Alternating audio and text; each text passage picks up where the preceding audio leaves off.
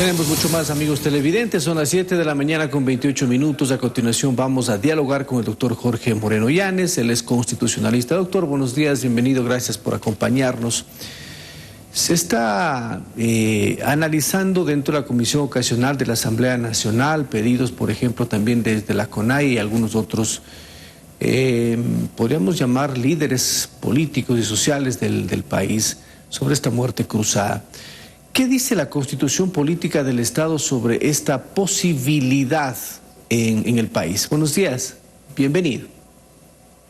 Muy buenos días, Hernán, muy buenos días a la ciudadanía. Sí, evidentemente nuestra Constitución de la República consagra esta posibilidad que se le ha denominado la muerte cruzada. Es una facultad a través del cual tanto el presidente de la República cuanto también la Asamblea Nacional podrían justamente dejar de funcionar si es que aplican este mecanismo por causales expresamente previstas tanto en el artículo 130 cuanto también en el 145 de la Constitución. En el 130 está previsto esta posibilidad para que la Asamblea Nacional pueda removerle al presidente de la República, ya sea por grave crisis política, que es justamente la que no requiere del dictamen previo de la Corte Constitucional, cuanto también por arrogarse funciones que no le corresponden previo dictamen favorable al ICI de la Corte Constitucional. Exactamente es el mismo mecanismo en los dos casos.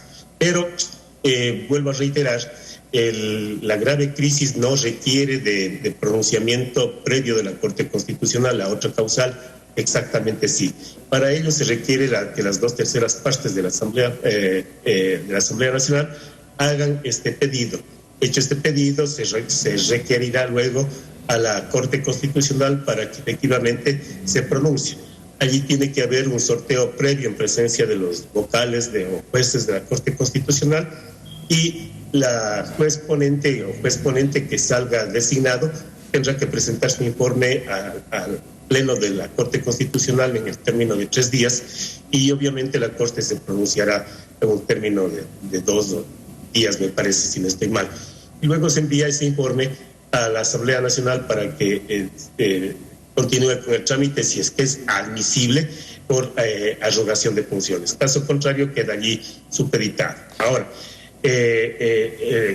si el proceso tiene que continuar y se le destituye al presidente de la República, ahí la norma dice que automáticamente se disuelve también la Asamblea Nacional, y luego de publicado este resultado en el registro oficial, tendrá que el CNE convocar a elecciones tanto de presidente cuanto también de asambleístas. En el otro caso es el presidente de la República quien, por arrogación de funciones de la Asamblea Nacional, puede exactamente continuar con este procedimiento exactamente igual ante la Corte Constitucional.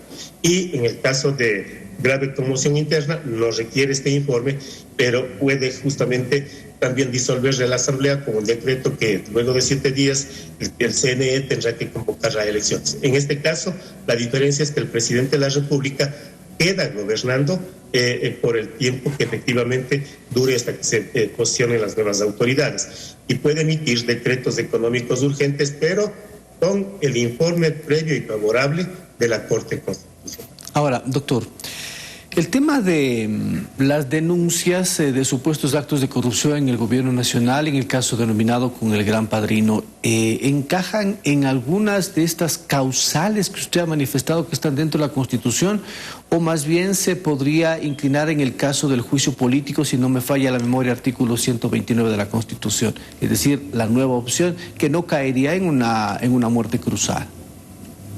No encajan para nada el pedido que se está tramitando en la Asamblea Nacional respecto del denominado caso Encuentro, que tampoco calza el pedido de la CONAIE para que el señor presidente de la República pueda presentar su renuncia, porque sabemos que la renuncia es voluntaria y la renuncia no puede ser justamente impuesta u obligatoria, porque dejaría de ser tal. En definitiva, por este mecanismo de la muerte cruzada o por la petición de la CONAIE de que presente la renuncia, no le veo posibilidad. La otra alternativa que existe es justamente lo que se manifiesta, el enjuiciamiento político del presidente. Las causales están expresamente determinadas en el artículo que usted justamente lo invocó, el 129, es por delitos contra la seguridad del Estado, por delitos de cohecho, peculado, concusión, enriquecimiento ilícito o por enriquecimiento ilícito. En estos casos, justamente, también se puede proponer el enjuiciamiento político del presidente, pero requiere también el informe de admisibilidad de la Corte Constitucional en cualquiera de los casos. Pero, obviamente, lo que no exige la norma es que haya sentencia firme en la esfera penal, pero indudablemente tiene que hacerse la petición dirigida a la Corte Constitucional por la Asamblea Nacional y tiene que fundamentarse y motivarse la infracción que supuestamente se le acusa y las razones si esa infracción evidentemente está debidamente sustentada en los hechos que se deben acompañar. Ahora, esto sí, efectivamente está debidamente fundamentado. En caso contrario, no le van a dar paso. Doctor, también me gustaría escuchar su opinión. He escuchado diversos análisis jurídicos con respecto a la votación que ya se realizó invocando a la muerte cruzada con el presidente de la República, Guillermo Lasso. Unos dicen que ya se acabó la opción, es decir, no pueden nuevamente llamar a votación en este sentido, y otros dicen que no, porque no se concretó la destitución. ¿Cuál es su visión con respecto a este jurídico? Bueno, allí hay una sentencia de la Corte Constitucional expedida en el año 2010 y publicada justamente en el registro oficial 294, suplemento del 6 de octubre del mismo año, donde expresamente se manifiesta por parte de la Corte Constitucional que no procedería a un nuevo enjuiciamiento político al presidente de la República por las causales invocadas en el 130, si es que ya fue en definitiva removido. No, es decir, la autoridad que le sustituye debería actuar, y si a ese le quieren imponer, ya no sería posible. Yo personalmente no comparto este criterio de la Corte Constitucional, lo respeto como el que más, pero no comparto. No comparto porque las normas no pueden ser abiertas. En estos casos, las normas en cuanto a su interpretación tienen que ser mejor cerradas para garantizar la institucionalidad y garantizar la democracia del país. De tal manera que si fue esto invocado en el año 2010, yo creo que la vigente Corte Constitucional tendría que o ratificarse o definitiva establecer una nueva alternativa. Pero eso es lo que tenemos en este momento.